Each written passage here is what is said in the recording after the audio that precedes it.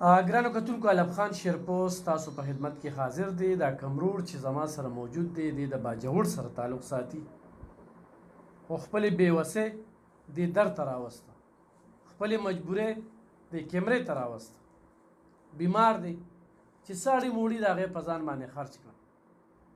د دماغو پوزیشن هم ټیک نه دی، رور ورسره راغلی او د جوړونو بیمار هم دی او د خپو کې مسله ده. دا غونډ فایل ایکس رې چې کوم دي دا هر څه خپې کار نه کوي، د ځان سره کړي دي، خپې کار نه کوي بالکل. دا د سره چې کوم دی نو دا فایل دی او په دې فایل کې د چې کوم دی نو یو نه حکیمان پرېښي دي او نه ډاکټران پرېښي دي. دا غونډ ډاکټر زاهد نذیر صاحب نه علاج کوي او دغه شانتې دا ټسټونه دي باقاعده، ټول ټسټونه چې کوم دی هغه هم د ځان سره روړي دي. دا د مختصر د دې میاشتې فایل دی.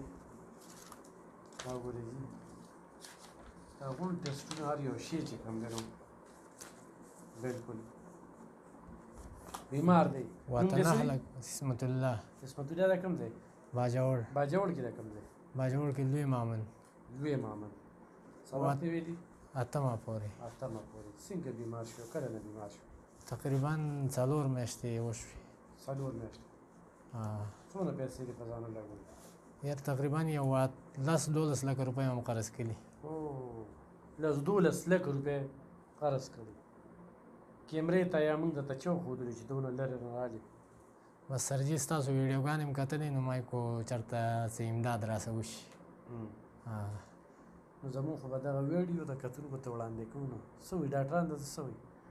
ډاکټران بس پته نه لګي څه نه وایي، ټسټونه وکړه او یو ځای ته لاړ شه او بل ځای ته لاړ شه او بل ځای ته لاړ شه. نه داسې خو به وایي که نه چې دا بیماري ده دونه خرچه پرې راځي.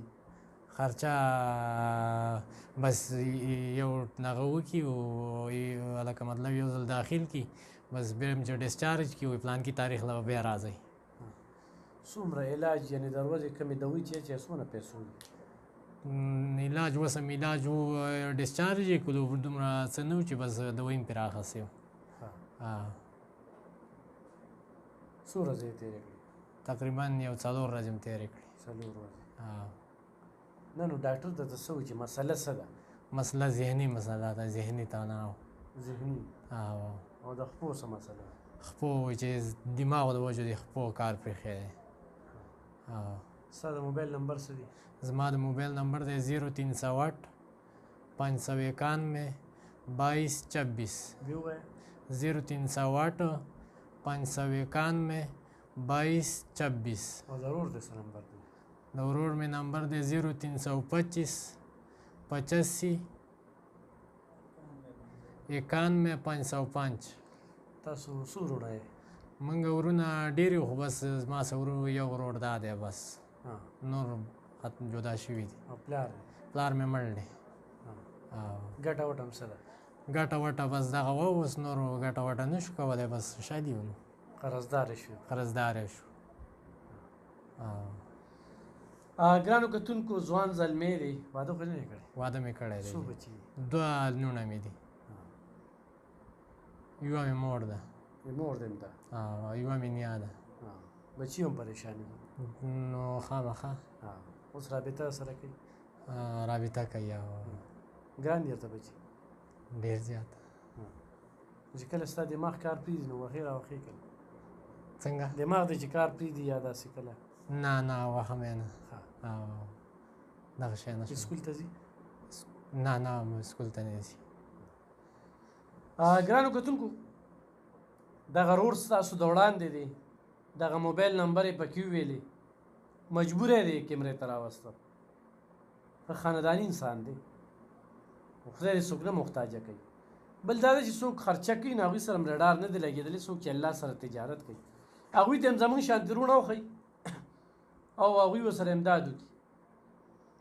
نو زه یم چې ایخ په نیغه ده سره امداد وکړي. په دې باندې زما اکاونټ نمبر هم وي، خو یو سړی زما سره هم کوي نو دلته رسید ورولېږي بیا غالب خان نه مې ستاسو دومره امانت ورولېږه.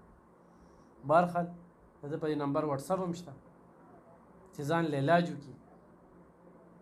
اوس چې راتلم نو د دوی پیسې راسره نشته چک ته راسره موږ سره هم څه نشته دی نو موږ صرف دغه کولی چې تاسو ته مو ښوده ضرور یې مرسته وکړئ ضرور یې ملاتړ وکړئ الله سره تجارت وکړئ جیس کیش هم شته په دغه نمبر په دغه نمبر باندې ایزي پیس هم شته جیس کیش هم شته جیس کیش دی بیزی پیسه په او جیس کیش دی پې او بل دا ده چې دغه بچو دپاره دوه بچي دي دغه کوروالا دپاره خور دپاره مور دپاره د دې علاج معالجه وشي دا کمرور چې ورسره راغلی د ده د ذهن نه هم ډېر بوج کم شي 12 لکو پورې دوی قرض دار کړی دی نو ضرور یې مرسته وکړي ډېره مننه خوشحاله وباد اوسئ دا ویډیو سره شیر